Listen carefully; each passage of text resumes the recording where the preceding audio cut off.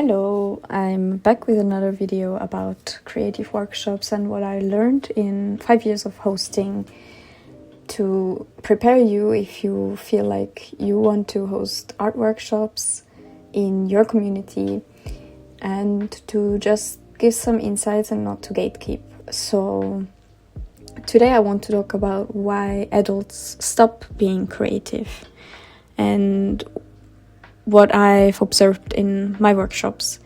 So I think a big part of why adults stop being creative is that their relationship with their curiosity changes a bit. As adults, many of us are kind of drifting away from being creative and curious and in a state of awe because we think that it's not productive, there's no money involved. Also, a problem is that people believe that art is reserved for artists only, it belongs to artists. And I hope that with creative workshops and more creative workshops popping up, that people see that creativity isn't about making art, it's more about having a relationship with curiosity again, a relationship with awe, and it's a way of slowing down, of paying attention and expressing yourself, your emotions.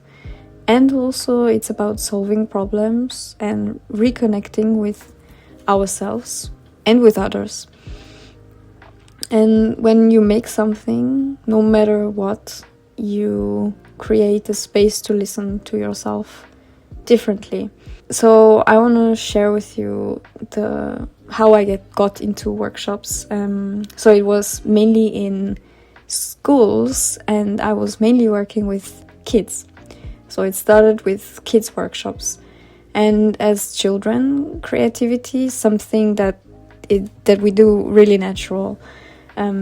We draw, we build, we imagine, we collect, and we make up stories, and we play make-believe, and we experiment a lot.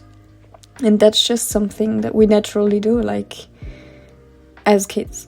And as adults, we drift away from this. But I also noticed that especially older kids that turn like after 10 years old, they usually already have this negative thinking and this kind of judgment and competition and productivity.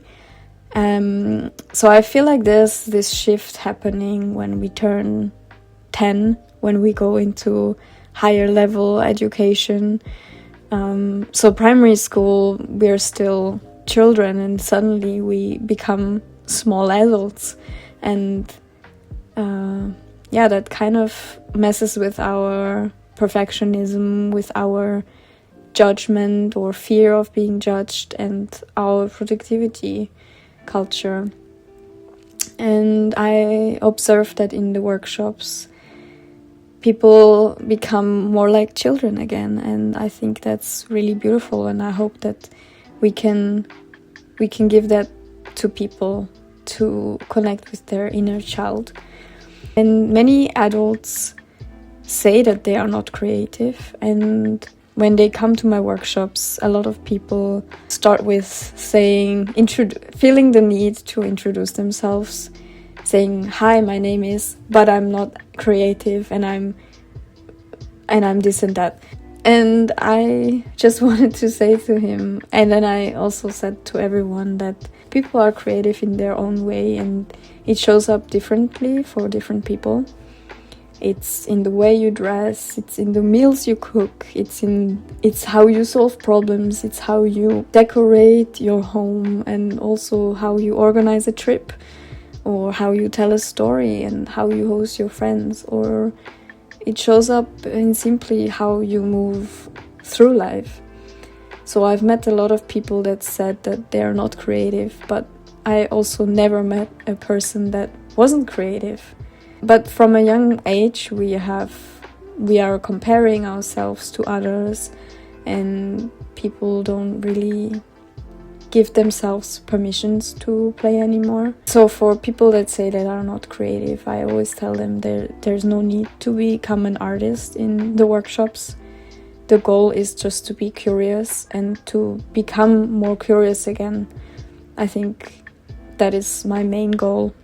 And if I could prescribe one creative ritual for people that come to my workshops and don't know how to stay creative, then I would say collect things. I think collecting is such a underrated creative outlet.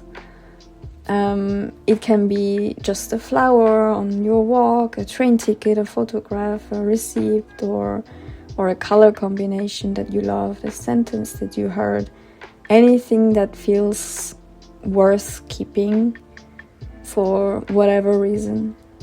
And I think it's those little things that keep us in touch with our curiosity and invite little moments of joy and awe into our life. Sometimes creativity isn't really, or art isn't really about making something new, but it's about paying attention, and it's about seeing what was there all along, but seeing it in a different light. So after the workshops, I always give my participants a sketchbook to collect and keep collecting things and to keep the momentum going.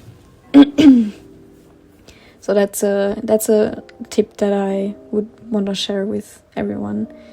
Create an environment where they can keep the momentum going. That's it for today. Tomorrow I want to talk about the biggest mistakes that facilitators can make, or that I made as a facilitator as well. But I participated in many workshops, and I think there were some things that I did not enjoy as a participant. And it really helps to participate in workshops to actually see what you like and how you would like to be led in a creative workshop. So you learn how you feel safe and seen in a workshop, and then you can better translate that into your own workshops as well. So thanks for following along, and I hope this has helped. And also let me know if you have a particular question about hosting workshops and facilitating, and I will be sure to address it in the next video. Thank you.